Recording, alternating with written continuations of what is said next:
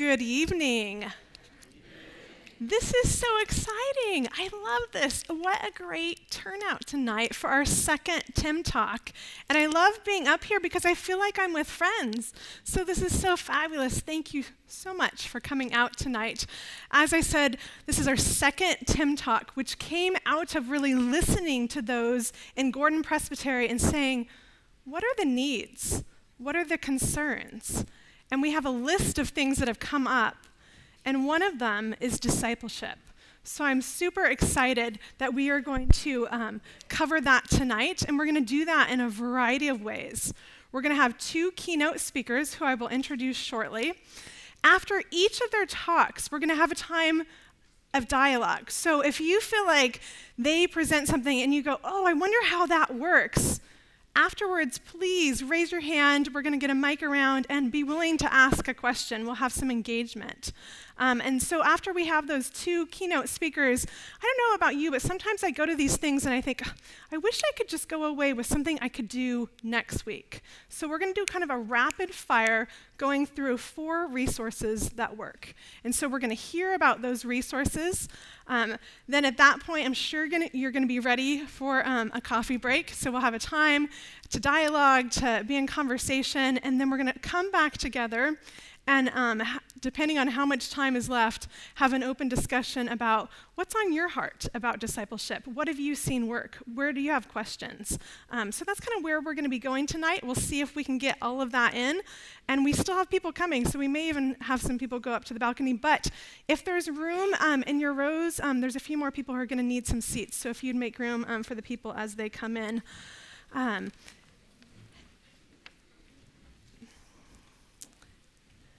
Very good. And with that, as you get settled in,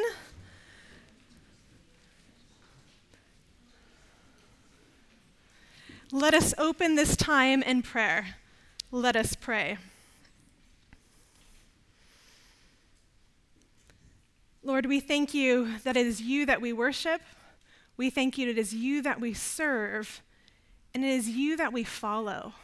So tonight we ask that you would teach us what it means to follow you as your student, as your child.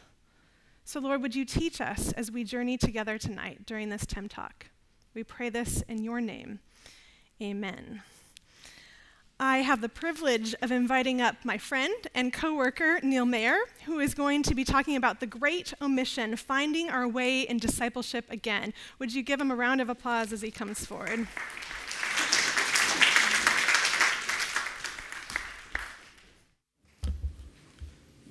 Thank you very much, Heather. A title slide should appear any moment. Any moment. A group of first-year business management students made an appointment to come and see me. They were from a local university, and their professor had given them the project to go to local organizations and talk to them about their organizational structure, make notes about their organizational structure. Most of the groups in their class had gone to small businesses in the area, but this group decided to get clever, and they came to do their project on the church. So I sat in my study with them and tried to fit church structures into business management language. They asked me, "Are you the CEO of the church?" I said, "No, I'm just a branch manager." We spoke about our organizational organogram, the Kirk session and its committees. They asked me, what are the products and services that the church provides? We could spend the whole evening talking about that question. But the question that struck me in that conversation, and which has stayed with me ever since, was the question about our church members. And the question they asked me was this: are our members the church's client base? In other words, are they the beneficiaries of the products and services which the church provides? Or are they the church's volunteer workforce, the ones who actually carry out the mission and vision of the organization? I want you to think about that question. I'm going to leave it there for a moment. Before he left them for the final time, Jesus gave his disciples what we call the Great Commission. You find it in Matthew chapter 28. Go and make disciples of all nations, baptizing them into the name of the Father and of the Son and of the Holy Spirit, teaching them to obey all that I have commanded you. Gradually, the historical shift in the church has been towards making converts instead of disciples, and baptizing them into church membership instead of teaching them to obey all that Christ has commanded us to do. The mistake that we've made in the church is that we've been seduced by consumer culture. We've allowed people to become spectators instead of participants. We have offered them religious services instead of challenging them to serve. In short, we've made members instead of disciples. Dallas Willard calls this the Great Omission, and that's where I stole my title from. The church has omitted the task of discipleship. When the 3 students sat in my study with me and asked me this question, and every time that I've spoken about this in the past, the answer that I've given to this question is, well, of course, our members are a bit of both. On the one hand, they are the primary beneficiaries of all that the church has to offer, but on the other hand, we also expect them to do something. We expect them to carry out some of our mission. And so they are our clients, but they're also our volunteer workforce. That has always been my answer. But I'd like to change my answer. I don't know if one's allowed to do that in Britain nowadays, but I would like to change my answer. I'm beginning to have serious doubts about whether the church should have members at all. And we can talk about what that means for the structures of the church, but for tonight I just want to talk about what that means for us individually and as disciples. So I want to share with you 3 things we've learned about discipleship. The first thing is that discipleship is the most basic level of being a Christian. Discipleship is the most basic level of being a Christian. This is by no means obvious. In most of our minds, you have your ordinary run-of-the-mill Christians like you and me, and then you have the super Christian, the hyper Christian, the religious nut. In other words, the disciple. We love to hear stories about them, we admire them, but we wouldn't want to be one of them. Discipleship sounds hard. It seems to require a certain depth of knowledge, level of commitment, proficiency in spiritual disciplines, availability of time, and a certain mysticism as well. It's for the religious overachievers only. If you Google characteristics of a disciple, you will find lists and lists. You will find lists from anything from 3 to 50 qualities of a disciple. But it will be qualities of true disciples, genuine disciples, kingdom disciples, missionary disciples, all of which kind of indicates that you've got the disciples, which are the real deal, and then there's the rest of us who are just making up the numbers. Now, part of this thinking comes from our understanding of the first disciples of Jesus, the ones we read about in Scripture: Peter, James, John, Andrew, and the rest of them. They were, after all, the super Christians, the ones who started the church, and surely we could never be anything like them. They seem to have had a special quality, a special ability, something that qualified them to be called disciples. But I want to ask you this question. At what point did they actually become disciples? What did they need to do in order to qualify as disciples? They were extraordinary men, and they did much during their lives. They became apostles, for argument's sake, when Jesus sent them out to go and preach and heal and cast out demons. They became church leaders when the Holy Spirit fell upon them at Pentecost and they took the charge of the church. They became evangelists and missionaries when they started writing about and speaking about the life of Christ and in particular, his passion and resurrection. They became martyrs when they died for the faith, and they became saints when the church, in her wisdom, decided to declare them such. but they were disciples from the very moment that Jesus called them and said, "Follow me." They hadn't done any of that stuff yet. It was from that moment that he said, "Follow me," that they became his disciples. You see, a disciple is simply a follower. The German word Nachfolger is probably a much better translation than anything we have in English. A Nachfolger is simply somebody who comes after another, somebody who follows on, somebody who follows in the footsteps, an heir to somebody even. You see, following or Nachfolging simply implies movement. That's all. Movement. You are moving after Christ. It doesn't matter whether this guy has been following Jesus for 30 years or whether he's just been following Jesus for the last 3 minutes. He is following Jesus. It doesn't matter if he's 3 miles behind Jesus or 3 feet behind Jesus. He's following Jesus. He is a disciple. It's movement. And this is where discipleship differs from membership, because membership by its very nature is static. You're either in or you're out. This becomes even clearer when you think for a moment about what are the ways in which you could stop being a follower. And there are 2 ways that you could stop being a follower of Jesus. First, of course, is you can walk away. Just go the other direction, like the rich young ruler who, when confronted with Jesus, decided not to follow him. He walked away sad because he had many riches. He decided to follow his wealth instead of following Jesus. You can walk away. Now, of course, members can walk away. They can resign their membership, or we can excommunicate them, although that sort of thing is generally discouraged. But there's another way to stop being a follower. You simply sit down. You stop walking.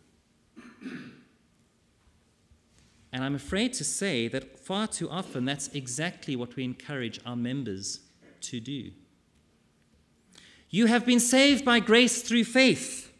So all that is needed for you to be saved has been done. There is nothing you can do to be saved. Jesus did it all on the cross for you. All that is left for you to do is to rejoice in the felicity of having had your sins forgiven and to sit back and wait for your reward in heaven. Yet, oddly enough, that's not how the New Testament talks about life of Christians, the life of Christians. Paul talks about Christian life with the metaphor of running a race. It's like running a race. He tells us to work out our salvation with fear and trembling. The New Testament talks about us being born from above into a kind of life. And we're told to live that life and to live a life worthy of the gospel. So it involves action. As I said to my session on Tuesday night when we were talking about discipleship, there is nothing we can do to be saved, but there's an awful lot for the saved to do. So that's the first thing. The next 2 things I want to say to you, I will say in the form of 2 equations. The first equation is church is not equal to that thing we do on Sunday. As part of the Path of Renewal process which we've been on at Kemnay, we spent a couple of months working through a book called Fruitfulness on the Frontline, which challenged us to imagine church as a whole life experience, not just a Sunday, 1 hour on a Sunday experience. Sunday morning worship is wonderful, and it's a vital part of our individual and corporate life in the faith. But it cannot bear the full weight of the Christian life. We cannot expect that in 1 hour a week we will be able to do all of our learning, all of our worshiping, all of our community building, discipleship, disciple making, mission, evangelism, pastoral care, church management, and fellowship. In other words, everything that is required for us to grow individually and as a group. It's too much for that hour to bear. Our whole life discipleship doesn't mean that you have to be sitting thinking about church 24/7. In fact, it doesn't even mean that you have to think about God 24/7. What whole life discipleship means is the recognition and the consciousness that God is thinking about you 24/7. that he cares about everything you're doing, not just the things that you do in and around the church.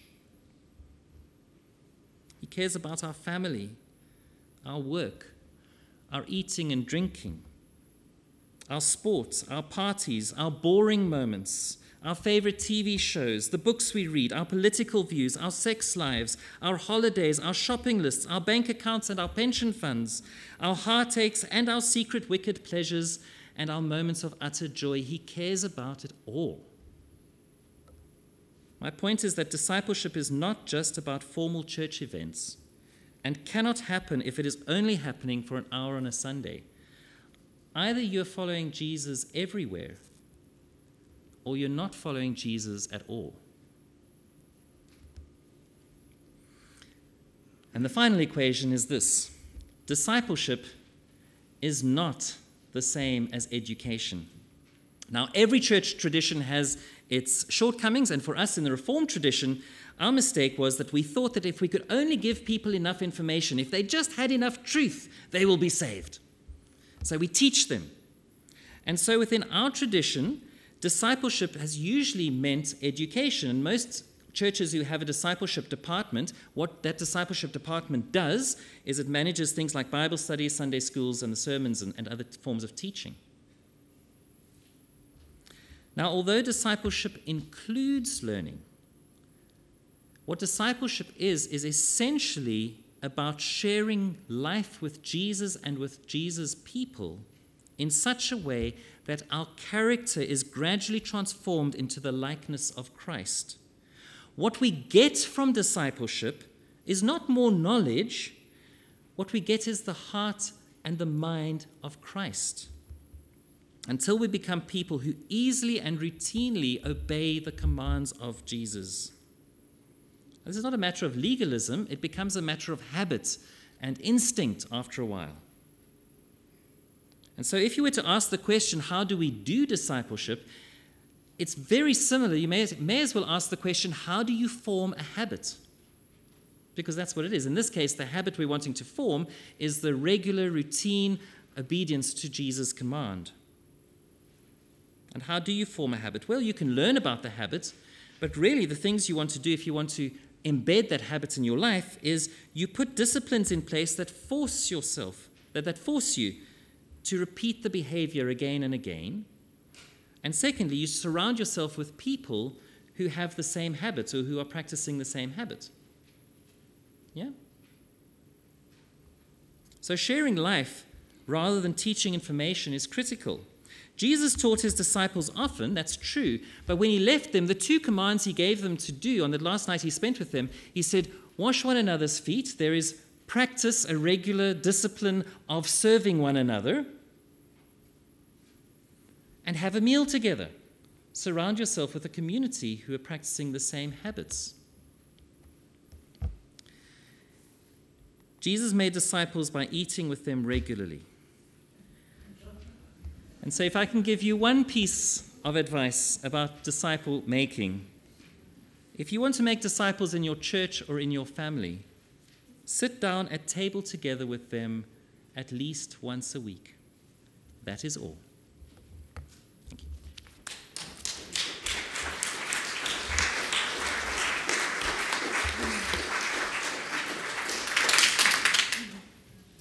I'm going to give you a moment to reflect on what Neil has shared with us. And we are going to go into a time where if you have a question, you can give that to Neil. You can also affirm him, saying, this is something that really sat with me, and thank him for that. I don't think we encourage people enough. And I think you offered encouragement to them in terms of cooking, as that is something that so many in Northeast Scotland do well. I also felt like, Neil, you shared a warning with us that sat in my soul of simply sitting down is one way to stop. And I know for myself, that brought conviction for me. And I couldn't help but wonder, what do you do? What's the place? Where do you preach? What do you go to as a minister when you sense there's people in your congregation who are just sitting down? What's your response to that often as a minister and as a pastor? We excommunicate them. That's good. We're very kind. I think, and this comes to the question about membership. We're called to care for people. So when we have new members join the church, one of the things I always say to them is there will be times when we as a church need to lean on you, and there will be times when you need to lean on us. And sometimes the sitting down, there are two issues here. There are some times when people just have nothing to give and where they need to be cared for, and in that case, you care for them. There's just no question about it.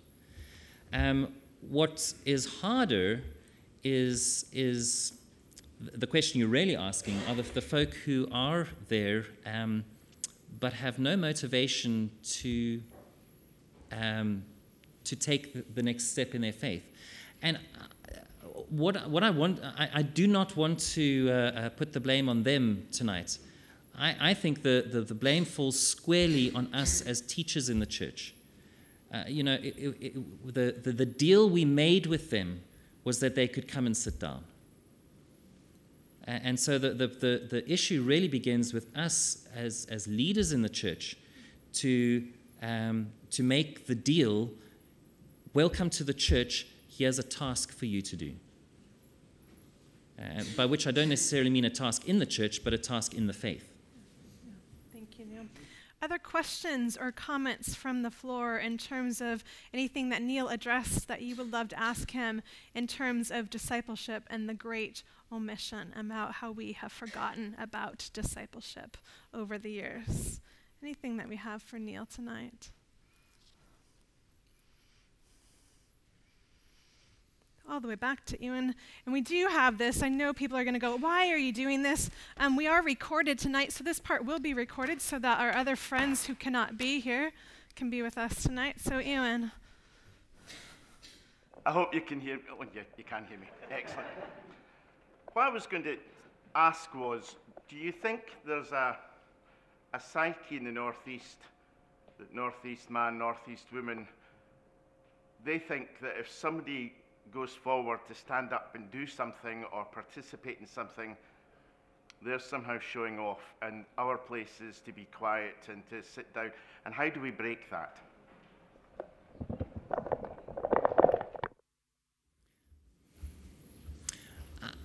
I hear that a lot. And not being from the Northeast myself, I'm inclined to say we need to stop hiding behind that. We're not the only ones. That is a human condition. And I think what you need to get, not everything that we do in terms of following Jesus involves standing up and putting yourself forward. A lot of following Jesus involves going around to your neighbor and caring for them when they're sick. And the things that we do. I mean, it's not as if nobody does discipleship. It's just it's not a routine thing that we teach our people to get involved in. So I don't think the distinction should be between being upfront and not being upfront. I really think the distinction should be between moving or not moving. How you follow Jesus is very personal and individual. How you follow Jesus will be very different from the way I follow Jesus. And I don't think that the answer lies in a formula of this is how to follow Jesus. I think that the answer lies in an openness to hear how is Jesus calling me to follow him. What does following Jesus mean for me? So the distinction I would make is between moving and not moving. One more, going back to Rob. Yeah. I very much like the idea of the action of following, but I wonder if there's another picture of being a disciple, which is a child growing, which has very much the idea of growing inwardly as well as in what we do. Thank you for that. That's absolutely right. I mean, obviously in a talk like this you can only say so much. But if you were to take, there are several passages, but if you take, for example, 2 Peter 1, you have this progression of how we can grow. Let your faith grow into goodness, and your goodness into knowledge, and your knowledge into self-control, and so forth. that's exactly right. There is a process of becoming more like Jesus. That's why I said what you get from discipleship is the heart and the mind of Christ. And again, growing would be another metaphor. Yeah. Any other final questions for Neil? We will have an open discussion at the end, so if you're someone who likes to process and can't think of something right away, it is okay. Final question, going here to Paul.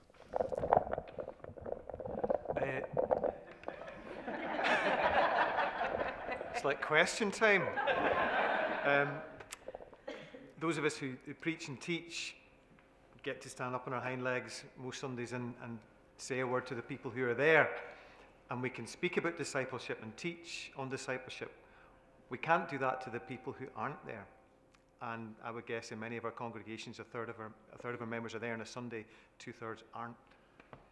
What can we do about that? Well, I suspect I'm going to cross over into the territory that will cover.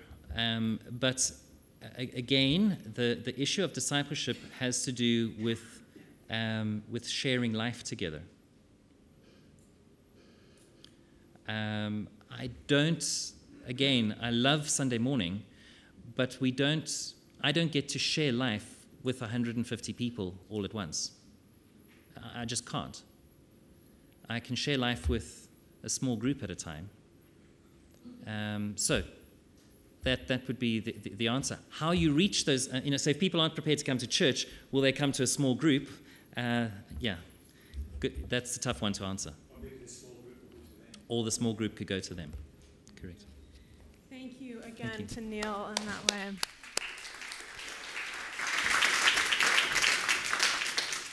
Now, I don't know about you, but as I think about my own discipleship journey, a lot of it didn't happen in the pews.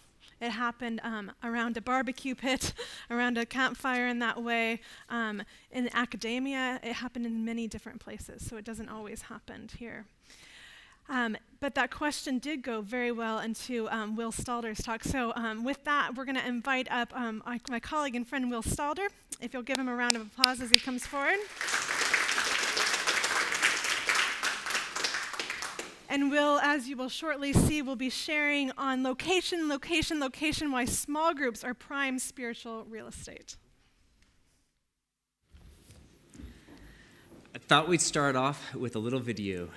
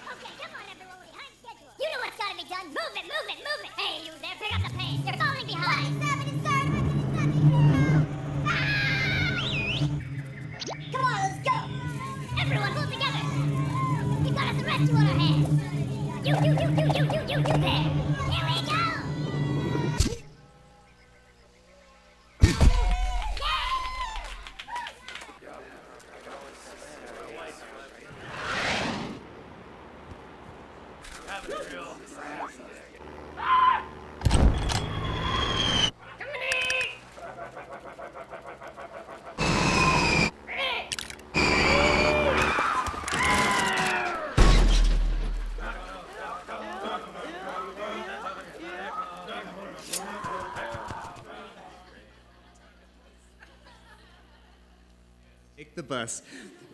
For animals, there are a whole host of benefits for being part of a group, be it a pride, a pack, a flock, a colony, a swarm, a school, a convocation, and this is my favorite, a murder of crows. And heaven knows I want to murder the crows nesting above our manse in Methwick. Sorry, I digress. Being a part of a group, a collective, helps animals in a myriad of ways. It helps them forage and find food. It helps them obviously defend themselves so that there's a reduced rate of predation, an increased rate of survival and production, and it helps them cope with all the challenges and all the changes they face in their respective environments. We know this to be true for animals. We know that it's smarter for them to travel in groups rather than alone. But what about us?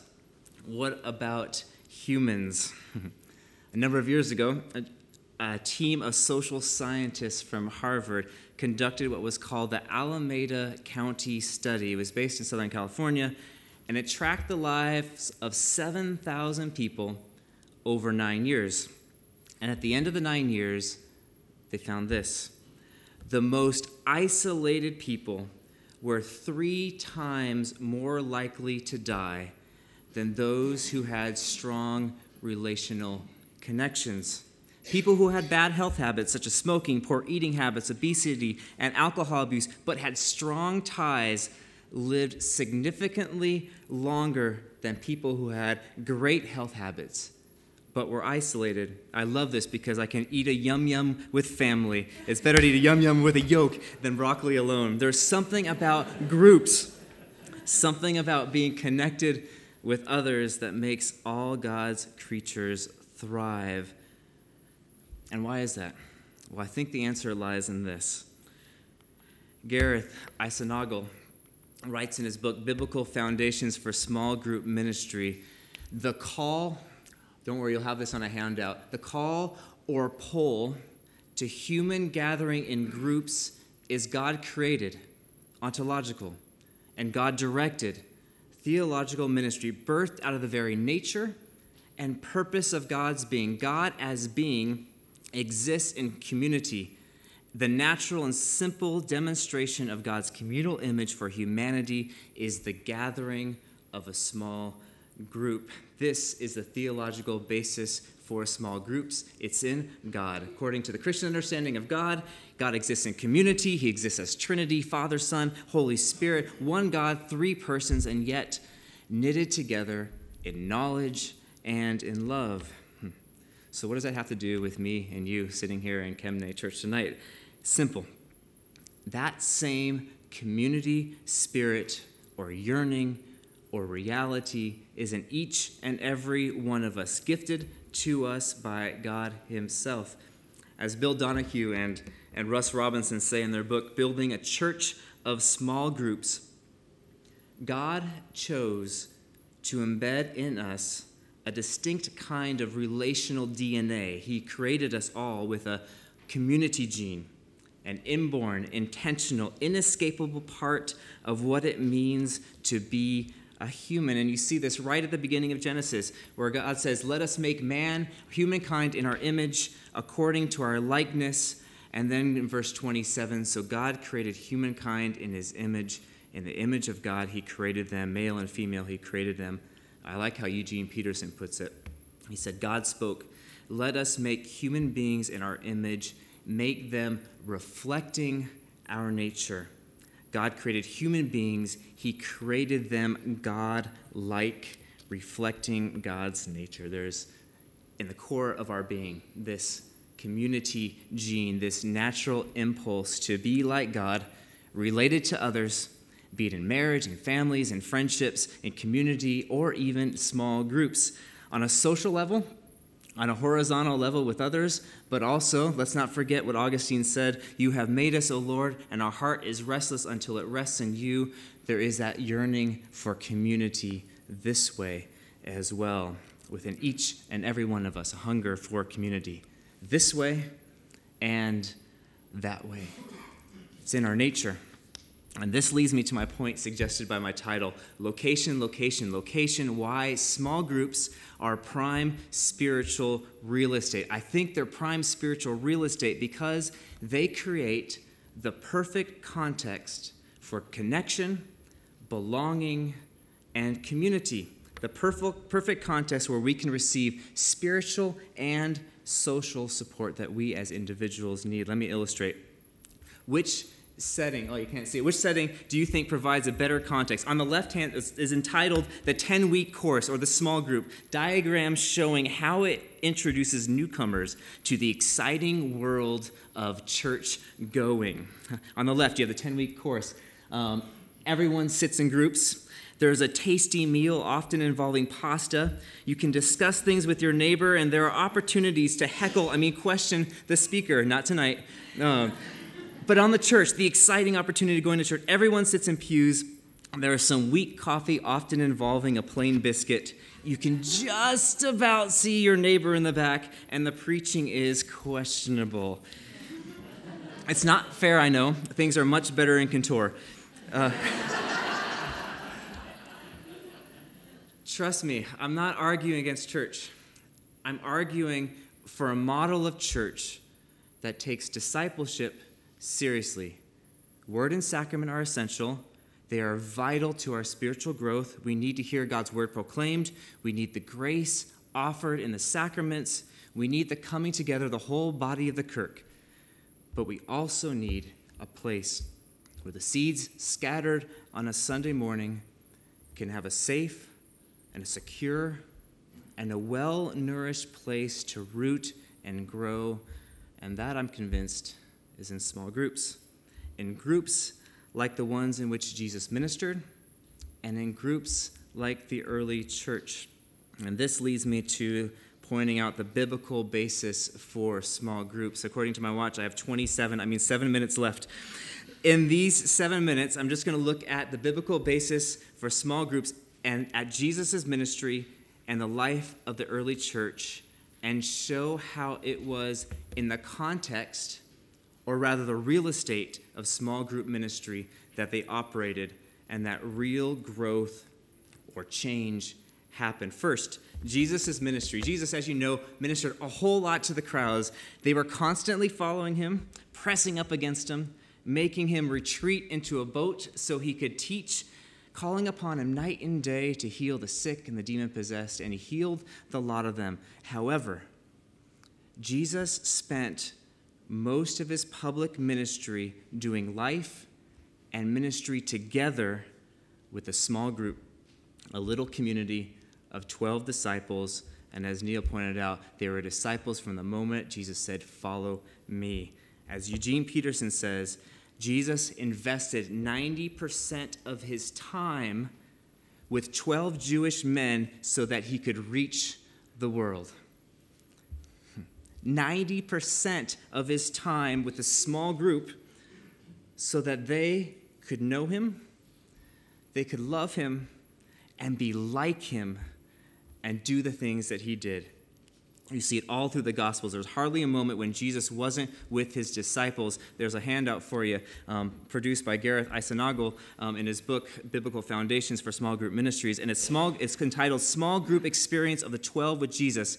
And he looks at the Gospel of Mark, and he looks at every single occurrence where Jesus is with his disciples. I'm not going to read them out for you tonight. You can read them at home. But as you read through the Gospel of Mark, this is what you see. Jesus in the group. Jesus in the group. Jesus and the group. Jesus and the group. Jesus is constantly with the group. 63 times in 16 short chapters, Jesus is with his small group, his little band of disciples, 12 disciples, and the inner 3 to whom he poured out his life and soul. Why? Because that's what discipleship was like in Jesus' day. It was in the context of a small group, in relationship to a rabbi, and with others, that the disciple could learn and grow and in time be more and more like his or her rabbi and do the things he did. There's a saying in Mishnah, Tractate Avot, which says, "Let your home be a meeting place for the sages," that is, wise teachers or rabbis, as it was later understood, "and cover yourself with the dust of their feet, and drink in their words with thirst." That is, as Ray Vander Laan rightly understood and paraphrased, may you follow your rabbi so closely that the dust his feet kicks up is what cakes your clothing and lines your face. As Neil says, discipleship is about movement, being behind the rabbi, being behind Jesus. And that takes time, that takes commitment, and it takes community. That's what we see in Jesus' ministry. And we also see it in the early church. Acts 2, a well-known passage, they devoted themselves to the apostles' teaching and to the fellowship, to the breaking of bread and to prayer. And then you can read that, but go down to verse 46. Every day they continued to meet together in the temple courts, and they broke bread in their homes and ate together with glad and sincere hearts. Acts 5:42. Day after day, in the temple courts and from house to house, they never stopped teaching and proclaiming the good news that Jesus is the Messiah. Two quick things to point out. The early church didn't forsake going to temple, or you could say our setting, church, Sunday morning worship, was seen as an essential component for their spiritual life. However, they also met in small groups, in homes, in small gatherings. It was, as Acts 2 and Acts 5 suggest, through both the church and small groups that the early church thrived. The challenge for many of us today is that we've thrown out half the spiritual real estate that we've been given by God and are trying to live the Christian life just on a Sunday morning, and it's not going to work. Okay, Will, you've convinced me of all these things. We need small groups. You've convinced me of the theological basis, the biblical basis, and you convinced me that small groups are spiritual real estate. Where do I go from here? Okay, 5 practical tips in conclusion. 1, start here. Join a small group yourself. Make a commitment to connect to God through others. If you're an elder or a minister, it's all the more important. Dallas Willard once said, as a leader, the greatest gift you can give people is who you are becoming in Christ. 2, start where you are. It's true, you might feel like this person, Pastor Marv, we can't revive our church by implementing small groups. We are a small group. That's okay. Jesus started with 12 and changed the world. Size, location doesn't matter. What matters is health. Steve Gladden, who's pastor of small groups at Saddleback in Southern California, a church that started with just 7 people in Rick and Kay Warren's living room, which now has over 3,500 adult small groups and over 20,000, in membership.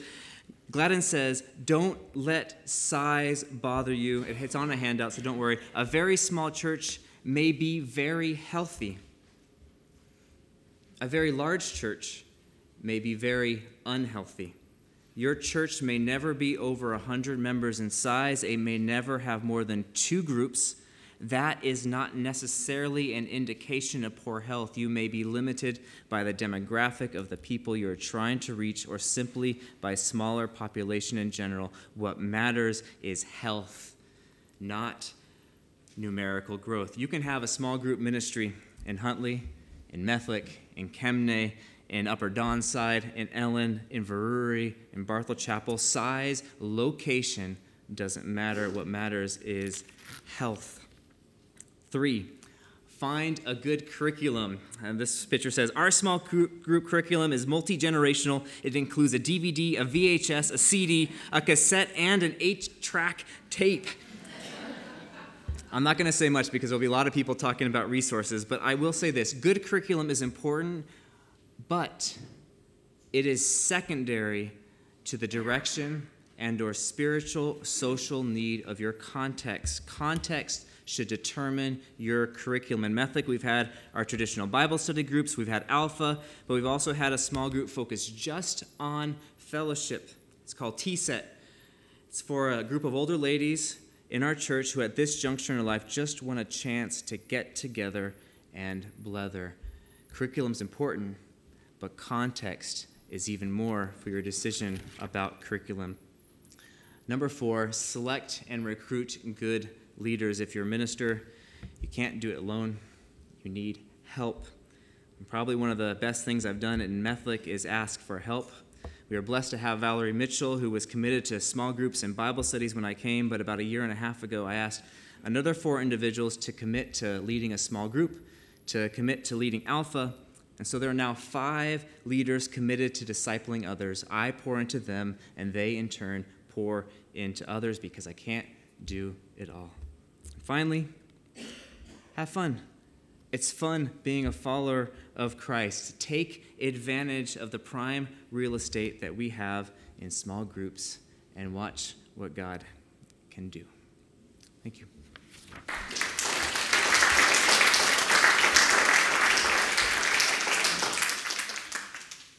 Thank you very much, Will. I often say, many of you will hear me say this, is when there are themes, pay attention to that because God may be knocking on our door. And I heard a lot of parallels with that in terms of community and in terms of the movement. And could you just say a little bit more? I liked when you said, just like Jesus focused on the 12 and the 3, and you talked about the 5.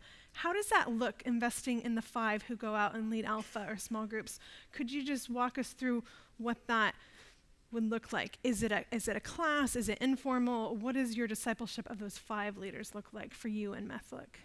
So my discipleship of the 5 in Methlick is simply, well, usually around a table, around a cup of coffee, some nice food, and just listening and encouraging them and giving some practical pointers of how we can carry on with a particular work. In this case, an alpha, encouraging them, praying for them, and then together actually visioning and direction and seeing what do we do next, so that they're taking ownership and they're really being the leaders. It's not just me being micromanaging, but I'm there as a support and an encourager in the process.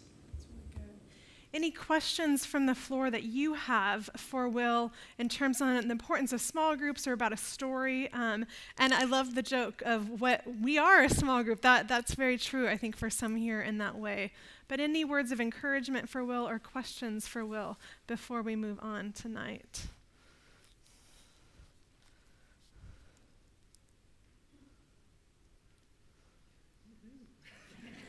Back to David there. Very good. Okay, and the mic. The mic. Don't be afraid of the mic. I was just thinking that it's a similar question to what was asked for Neil, was that when people are sitting, how do you get them to come to something? Because a lot of people, for reasons I don't really understand, think a Bible study is for the super spiritual or whatever term you want to attach to it. It's not for them. They're just an ordinary person. I know that's nonsense, but how do you get past that so that people go from not going to anything to go into any group, whether it's small or big? How do you go there? Work in 2 ways. One, in sharing the story out with the small group into the larger setting. So the church as a whole doesn't see it as us versus them, but they're hearing the story and they're hearing the good things that are happening, and they in turn might be encouraged to come. It's also say, just come along. Also, I would say to not discredit or discount the work of God's Spirit. One individual who just came on our Alpha wasn't even thinking about coming on the Alpha, a person that attends the church, but just on the day that I showed a little video clip, was just like, whoa, that's me. I really should be there. And they showed up, and it happened. So giving people information, giving them the opportunity, and then praying and letting God actually do the work of pulling people to say, follow me. Okay. Any other question before we move on? I know, it's perplexing. People are thinking, which is good. Now everyone's like, oh no, I can't move my hand. I think at this point then we will move on to our next session. Let's give Will a round of applause for that time.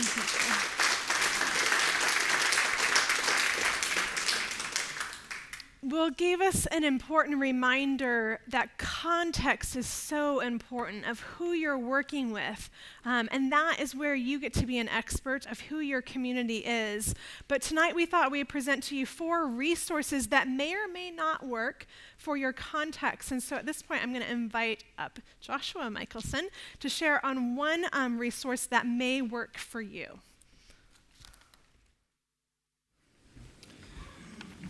Thank you, Heather. And Will, I'm so pleased that you referenced a 10-week course in your talk, because it's my pleasure tonight to speak very briefly about the Reframe course, which is a 10-week course in Christian discipleship. It was developed out of Regent College of Vancouver, British Columbia, and it's asking a fundamental question of how do we be disciples, how do we live as disciples in the modern world? And that's all I really want to say about it by way of introduction, and now we will segue Helen, to the next slide for a video about the Reframe curriculum. I clearly knew that I wanted to be a businessman. How can I put together a life that allows me to be a good Christian in service using my education and my burning desire to be an entrepreneur. Huge conflict. How do you do that? How do you put all those together? This is an arc of human experience with which we're familiar, isn't it? Many of us come to faith, our hearts burning. Everything changed as we see Jesus. But then as we try to work out our faith in life, we encounter difficulties. From Monday to Saturday, many Christians find it increasingly difficult to see what place, if any, their faith has in shaping their life and experience. Reframe addresses this disconnect. With 10 40-minute episodes, the series explores how the biblical story expands and challenges our vision of every aspect of life and how we can live out of this story in our daily lives. Whether that be at work, at home, in our hobbies, our relationships, our attitudes, everything. Designed for small groups, with the aid of a discussion guide, Reframe features world-class teaching to equip Christians all around the world to engage in a more integrated and holistic view of faith. I think it comes back to the fact that we don't really understand what it means to become a citizen of heaven. And that's because we haven't really understood how fundamental stories are to who we are as people. We live out of our stories. So be located in the story, the biblical story in which God reveals himself, his character and his life.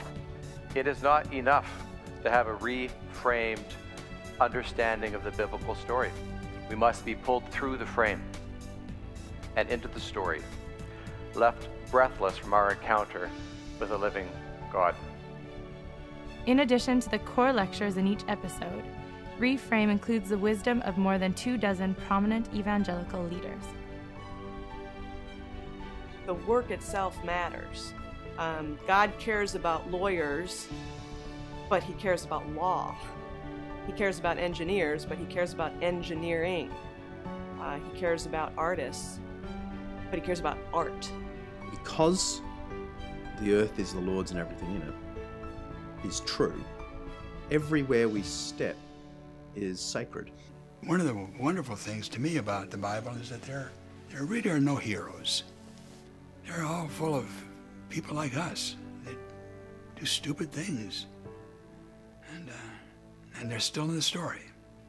Nobody gets ejected. You realize that? Each episode's topic is explored through real-life stories of Christians trying to seek a more faithful and integrated life. I wanted to spend that time doing something that mattered to me, and the things that I was passionate about had to do with justice and poverty, and I wondered what my parents would think about me leaving that comfortable corporate cushy job. So I felt like it was a risk saying, okay, God, we're going to trust you. I've been a lawyer for 33 years. I think for me, the challenge over the last several years has been more, what does it mean to be part of bringing the kingdom into the way decisions are made? Without it being necessarily labeled a Christian view, but just that it's the right view. It's one of the things that Reframe's trying to do here. We're trying to inculcate God's story in you so deeply that when something happens, you just instinctively react with the character of God that's expressed in that story. And you don't have to think about it because it's who you are. It is so deep inside of you. That's just where you come from.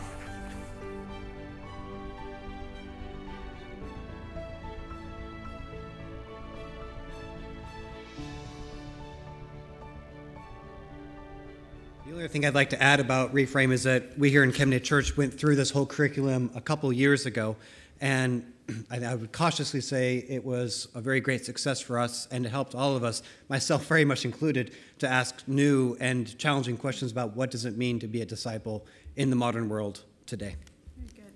Thank you, Joshua. If you're interested in that curriculum, there's some flyers on it that are going to be over here on the table, and there's 2 curriculum notebooks. And that is a curriculum that Joshua and I own, so if you wanted to borrow that, you could. But context is everything, right? So if you have professionals who are wrestling with what does Christ have to do with my everyday life, this is a great one for that. If you have mothers who are saying, what in the world does Christ have to do? All I'm doing is carrying babies around. This is a good curriculum for that.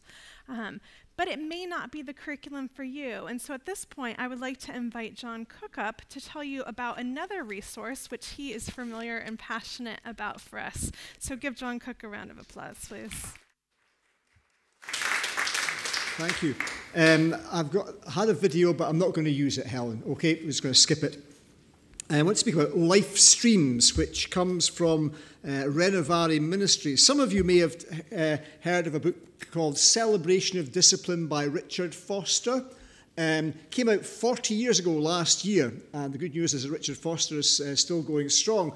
So strong, in fact, that the ideas about Christian discipleship that he started off in that discussion 40 years ago have morphed into the Renovare Ministries. There should be an E acute there. It's not Renovare, it's Renovare. And it's the idea of renewal. And I read this book about 35 years ago, and I thought it was great. At the end of each chapter, there were a series of daily readings for a week's reading, Bible readings, and then some questions. And there was sort of one thing that you could do. And that was great, and that kind of stopped. A few years ago, I was looking for some study materials and came across life streams. And the idea of life streams is it takes 6 different traditions of looking at the church, of looking at the Christian life, and it emphasizes the importance of a balanced vision of Christian faith and practice. And so for 6 weeks, participants in a group look at each of those different streams, and there's a little bit of study involved, a little bit of Bible study. But the key thing is that at the end of each session, the participants pick from a menu of spiritual activities, spiritual disciplines that for the next week they're going to, as best as they can, to seek to practice. And when they come back next week, the first thing that they do is they say, how did you get on with doing that thing that you were going to do from, you decided a week ago you're going to do, and how, did it work? Was it a good experience for you? Did it bring you closer to God? Did it challenge you? Or was it just the way your life went? It just didn't happen at all. And so that's the teaching part of it. It's a teaching course to introduce these different streams of Christian practice and discipleship. But there's a practical bit about it. Neil was talking about Dallas Willard, and he was one of the things that Dallas Willard said is that training is better than trying. And again, I want to pick up that Neil said about, we thought if we just gave people enough information, that was what we needed. But actually, what we need is formation or training in discipleship. And so the great thing about the Life Streams course is that it gives practical possibilities for things you can actually go and do. And because it's in a small group context, you're accountable. And so maybe it helps you to actually go and do the thing, because gosh, people are going to say to me, did you do that thing you said you were going to do? So that's a little bit of motivation there. But also it's great to hear when people do things and they find that it brings them closer to God. It helps them to follow Jesus more closely. There's a flyer on the table over there. If you go onto the Renovare website, you'll discover that you can actually print out the introduction and the first session for free. But I've actually printed out half a dozen copies anyway, so you can take one of those away if you're at the front of the queue. And there are a series of quite fun videos if you go onto the Renovare UK website. It's a US website, which is all singing, all dancing. The UK one is a bit more nuts and bolts, but they do have some really nice little videos which introduce the 6 streams. In How Trinity, we used live streams in our 4 study groups a few years ago. And I've always been meaning to get it going again. And one of the things that Paul said, what do you do with all these people who aren't involved in discipleship? Here's something, and gosh, I'm putting this out here in front of all you people, so this will probably just come down like a ton of bricks on me. But what I've thought about is I'm planning on writing a letter to all the members of How Trinity Church who are my age, roughly, and younger. I'm 60. And say, basically, the church is not in a good way, and the thing that I want to do more than anything else as your minister is to help you in your discipleship of Jesus. And here's a course you could come to. And the worst possible thing that could happen is they won't come. So I won't be any worse off. But I would be delighted to be part of a live stream course with colleagues in presbytery. So any colleagues here who think, I would like to do something in a small group, maybe that works. Ministers, perhaps it's difficult for them to be as open and as honest as we would like to be in where we're expected to be, have the burden of leadership. Perhaps that's something that might work in presbytery. Who knows? So that's live streams, and thank you.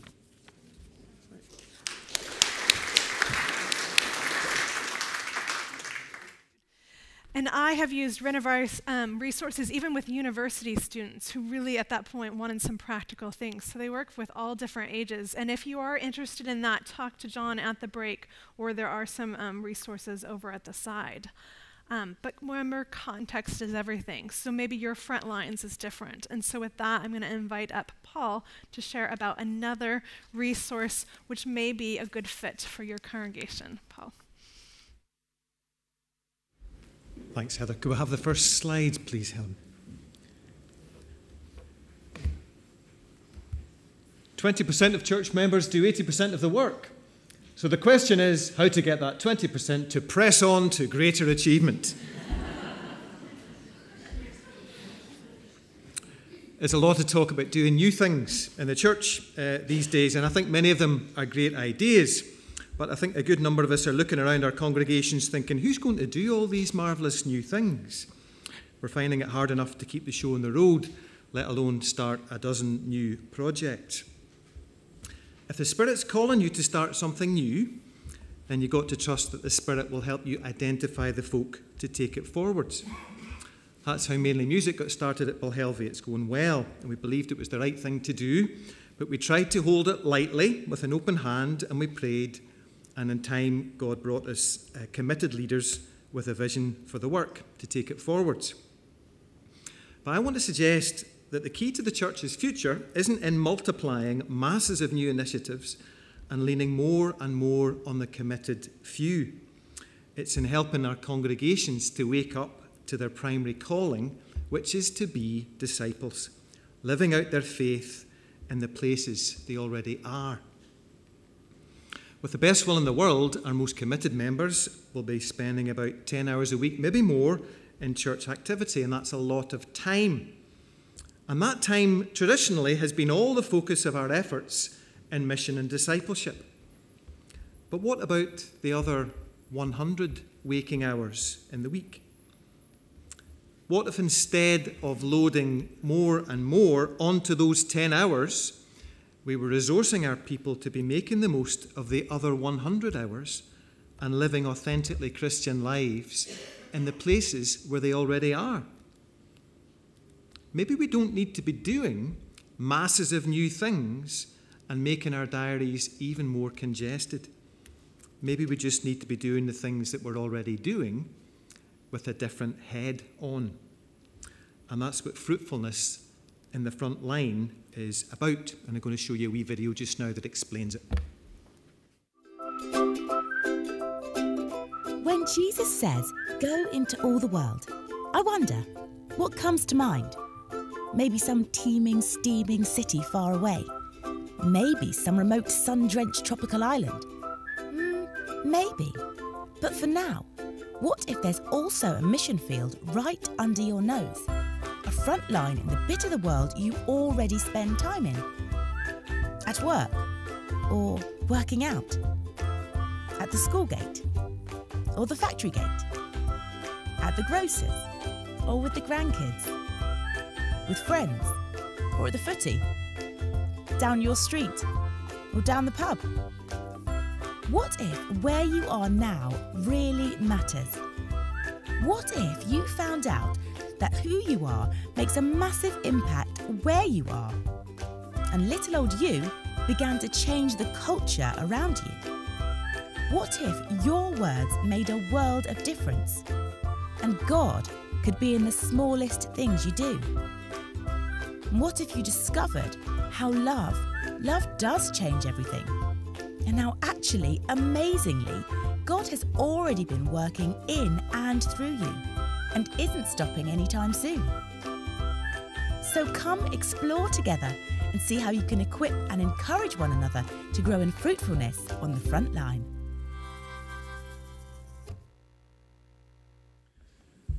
So the course is produced by the London Institute for Contemporary Christianity. Gets you thinking about how to live an authentically Christian life in the places where you already are. Can we have the next slide, please, Helen? Thanks. So well thought out resource. There are lots of ways to engage with the material. There's a book that you can read that just sets out the principles behind fruitfulness in the front line, and it's peppered with lots of really good stories from everyday life. A teacher wondering how to relate to a challenging pupil in school. A retired man moving to a new city and wondering how he can bless this city in which he's come to live and get to know people there. A woman struggling with an incredibly difficult boss at her work. It's all really earthy, practical stuff.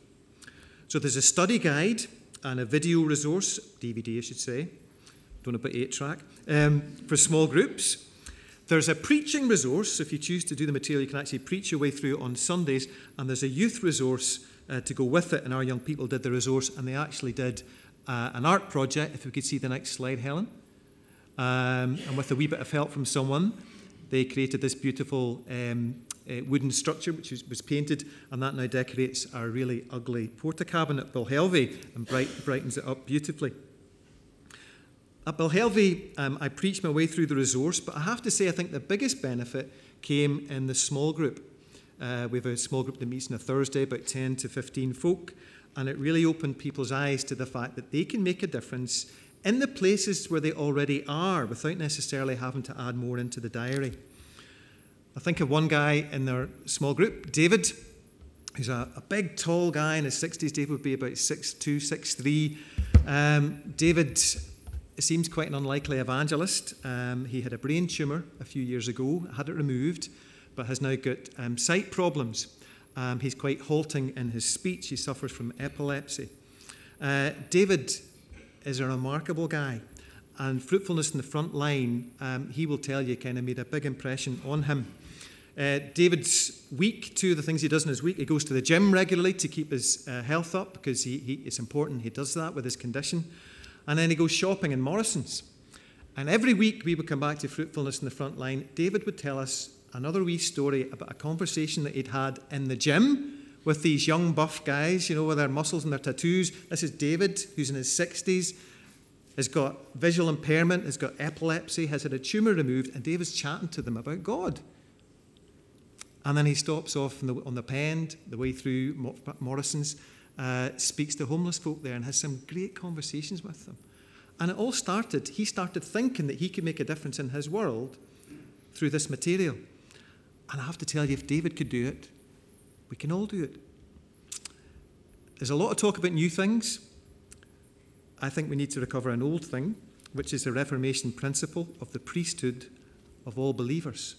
We're all called to be disciples. We're all called to be living it out in the places where we are.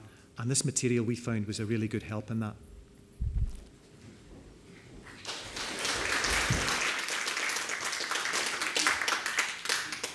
Amen. We are all called to be ministers, whether we have the special letters after our name or not. And I can't always help but wonder if in this time in the Church of Scotland when we do not have a lot of ordained ministers, is this what God is calling us to all become living disciples, walking so close to Jesus that as sand is falling off of us, love is falling off of us, no matter where we go.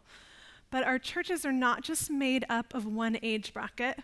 We are diverse churches made up of many ages, and we need to think of our families also when we think about discipleship, thinking about the children and how those generations go together. And with that, I'm going to invite Vicky to speak about sticky faith and the idea of mentorship and intergenerational ministry. Thanks, Vicky.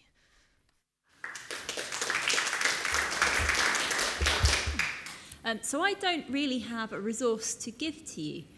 What I've got is an invitation to an experiment. So over the last few years, there have been a few pieces of research that have come out. Could you pop the slide up, because it'll remind me which ones I'm talking about? Because there have been actually quite a few, and they've all said some quite similar things. The ones I wanted to pick out was Sticky Faith, which has been around for about 10 years now. If you like books, this one's only a couple of quid on Amazon or Abe, because it's quite old, and so there's loads of second-hand copies around. Worth getting. Then they followed that up with some research on looking at what actually is common to churches, where the average member, where the congregation's age profile is getting younger rather than getting older, as most of ours are. So that's growing young. That came out a couple of years ago. Lovely bright green cover, a bit more expensive, but worth a look at. I have a copy of it, but someone's borrowed it and I can't find it. So anyway, so there's that. And then there's a piece of research that's available on the web from the Church of England called Rooted in the Church, which looks at actually the faith formation of young people in the Church of England, mostly in England. I think there were some Episcopal members as well that took part in that research. And they all came to really similar conclusions. They said that this research is telling us that young people need to have significant relationships with young people, with people of different ages. They need to be in contexts where they can get to know folks who are older than them and who are younger than them. They need to be part of intergenerational worshipping communities. That's a tough one. They need to be part of churches that take Jesus' message seriously. So they need to be part of churches where discipleship is happening for everybody, and that's just the default, where actually everyone's taking their faith really seriously. And they need opportunities to learn and to grow and to try things out and to take responsibility. And that's lovely. It's really nice research. That kind of chimes with things that I know and things that I've felt when I've been working with young people.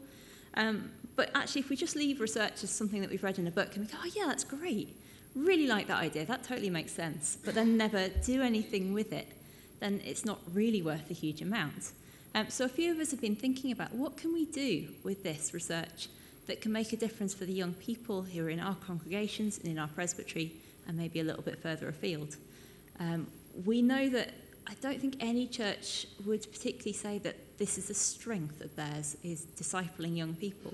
It's something that I hear a lot of people saying, actually, we're really struggling with and we're quite worried about.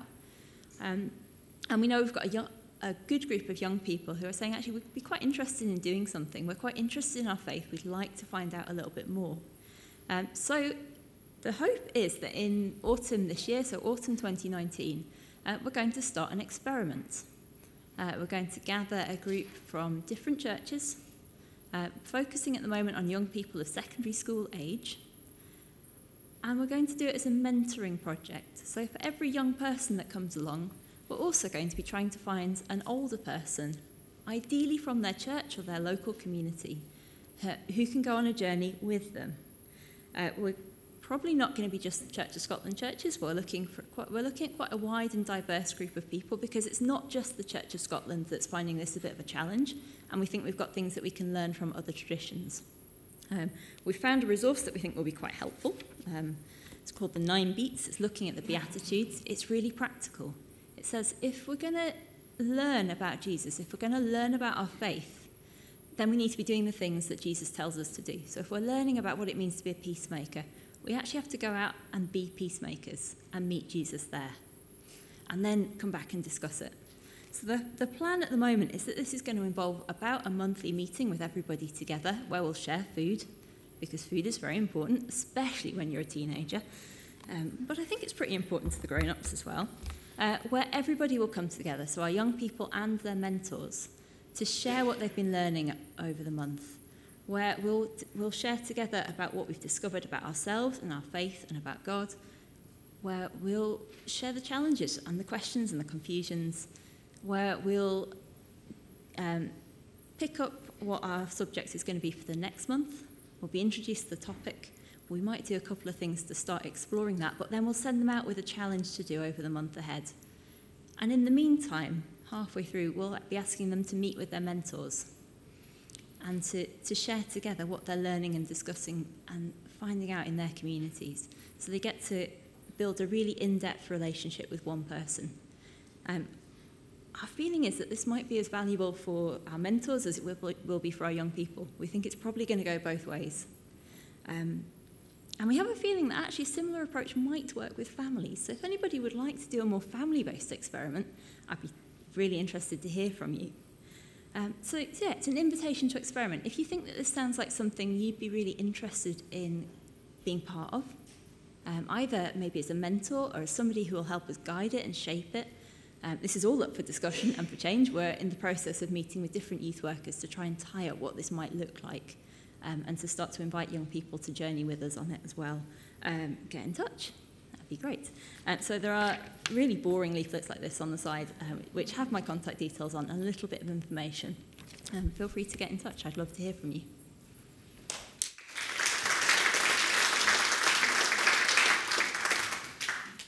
Thank you for that, Vicki. I was given my first mentor at 16 when I went through a catechesis and became a member of a Presbyterian church. I realized later it was an elder and they had to be officially affirming my story. But that meant something to me. And that man kept track of me until I was about 22, continuing to check in with me. And that changed me. And families did the same thing. And I would like to say they gained something out of it too, and I think if you would ask them, they would. Mentorship is so important. So if you're interested in that during the break, please talk to Vicki. And I don't know about you, but I'm sure at this point we did this TED Talk style, Tim Talk style. You're probably up to here. And as we learned today, if we're in community, we can eat a little bit more and we will still live a good life. There are fine pieces back there, or there is a cuppa, I know for sure. So we're going to have a break. You know there's resources over here that you can peruse. You can get a cuppa in the back. There is a loo all the way in the back and a loo all the way down this straightaway there.